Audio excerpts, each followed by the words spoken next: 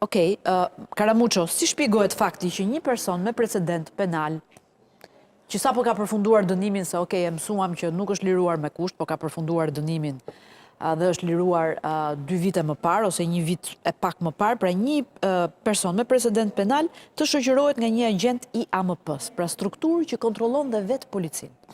Se po bëhet rasti i disat ky. Shiko, me sa jam mund ndjeni sot mbasi ka ndodhur kjo ngjarje. Po çan këta policë që shoqërohen me individ të tillë? Ministria e Brendshme ka urdhëruar një hetim pra mbi kontaktet e këtij personi me atë që ka humbur jetën, dhe po shikohet jo vetëm për këtë person në AMP aktualisht që ne flasin. Për sa kohësh ishte punonjës i AMP-s? Prej 3 muajsh? Prej fillimit të shtatorit, sipas informacionit. Ka firmosur kontratën në mes shtatorit. Ku ka qenë një drejtori komanduar në AMP, pa ardhur drejtori i ri që është sot. Por ky është një nga ato raste për të hetuar dhe për të parë. E para, s'do të folur shumë për profilin e tij si agent, sepse tani ai është edhe në orë kritike për jetën dhe e mira është të mos humbi jetën. I urojmë shërim, pastaj sqarohen këto rrethanat e gjërat e tjera. Por hetimi ka filluar për shkak se drejtori i ri i përgjithshëm i AMP-s do të di kë ka sot, jo vetëm inspektor, po dhe agent në AMP, çfarë vërtetime personaliteti kanë dhe si janë rekrutuar këta njerëz dhe çfarë kontakte të papërshtatshme.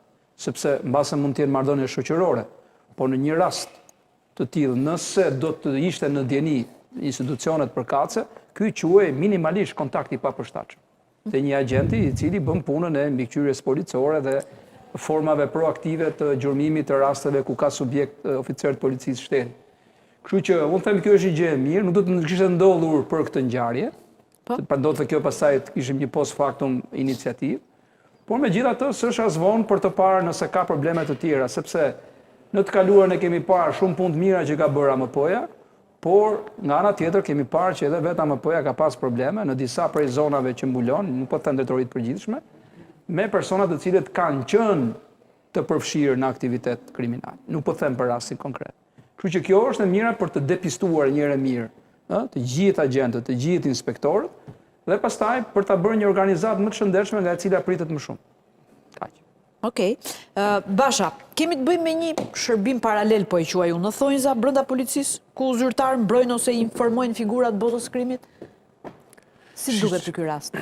Shiko. Se dëgjoj, po bëhet rasti i disat, Eni, ka patur dhe një atentat tjetër, po me vrasje, diku para se të shkosh në Dajt, ku një nga personat që u vran atë atentat ndodhej në tavolinën e lokalit bashkë me policë të shtetit. Karamuço, kemi qenë këtu në studio bashkë, kemi patur dhe një përfaqësues policisë së shtetit, që na e ka pranuar këtë detaj. Ne folëm në pjesën e parë, më duhet ta them dhe këtë. Po. Në lidhje me një vëzhgues, në mënyrën hipotetike se si na ka ndodhur ngjarjet më parë. Aktualisht flitet që është e vërtet për një person i cili e ka ndjekur makinën deri në rreth rrotullim. Që e ka ndjekur makinën deri në rreth rrotullim. Si kalimtar. Si kalimtar. Dhe dyshohet që ai mund të jetë një nga personat e përfshirë në të atentat dhe e ka të identifikuar deri tani. Të shikojmë se çfarë do nxjerrin më tej hetimet. Se duhet të kapur nga kamerat e sigurisë. Patjetër. Pa kamera kjo ngjarje nuk zgjidhet. Nuk zbardhet. Ja. Po një element duhet, një fill pra që mund të jetë ky rast. Tu fillon mund të zgjidhet lëmshi.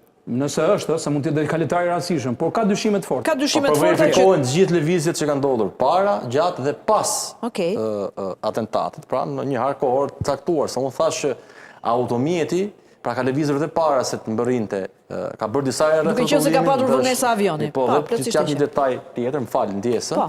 Pra, sipas informacioneve, sepse njerëzit na ndjekin dhe na updatojnë edhe me dhëna, fluturimi fakt nga Barcelona në drejtim të Tiranës ka qenë parashikuar mbrëmjen e djeshme. Pra ishte parashikuar të vinte mbrëmjen e djeshme? Po, por për shkak të pra ka dashur ta bëjnë atentatin natën, ndoshta. Ndoshta do ta kishin mbrëmjen e djeshme atentatin. Për shkak të këtyre zhvillimeve, nuk e di për çfarë arsye është anulluar fluturimi mbrëmshëm, është caktuar një orar ditën e sotme, është shtyr dhe ditën e sotme. Siç bën ajo kompania fluturimit. Ke parasysh që mos t'ia përmendim emrin. Në kemi të vërtetë.